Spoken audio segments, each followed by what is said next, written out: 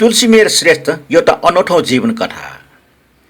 पाटनका चर्चित व्यक्तित्वमध्ये शहीद शुक्रराज शास्त्रीपछि समाजसेवी तुलसीमेर श्रेष्ठको नाम पनि सम्झनु पर्ने हुन्छ। विक्रम सम्वत 1953 साल पुष 21 गते पाटनको सोठटोल स्थित भेलाछेमा जन्मिएका तुलसीमेर बाल्यकालदेखि नै अहिंसावादी हुनुहुन्थ्यो। मासु माछा र जाँद रक्सी नखाने, विवाह समेत नगर्ने उहाँको स्वभाव थियो। राणा शासन विरुद्धको गतिविधिमा लागेपछि चन्द्र शमशेरले उहाँलाई 2000 रुपैयाँ जरिवाना गरी देश निकाला गर्ने निर्णय गरे।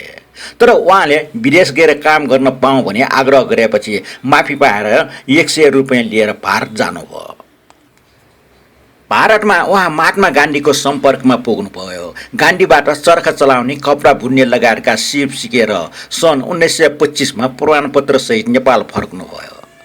फर्कँदा गान्धीले लगाउने एक जोर खराउ समेत मागेर ल्याउनु भयो र जीवनभर श्रद्धापूर्वक राख्नुभयो।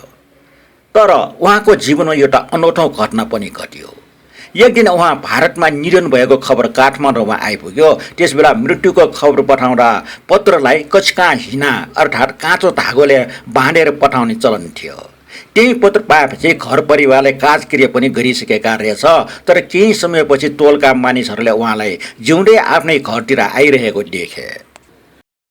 मृत्यु भइसकेको मान्छेले घरमा प्रवेश गर्न नहुने तत्कालीन मान्यताका कारण उहाँले घर फर्कनु भएन।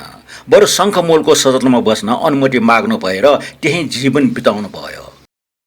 विक्रम सम्वत 2035 साल असोज 10 गते उहाँको निधन भयो। उहाँको पार्थिव शरीर रसियन जीपमा राखेर गरिएको शव यात्रा मैले आफ्नै टोलमा देखेको सम्झना आज पनि ताजै छ। तुलसीमेर श्रेष्ठ अहिंसा, स्वावलम्बन र समाजसेवाका एक प्रेरणादायी पाटनवासी।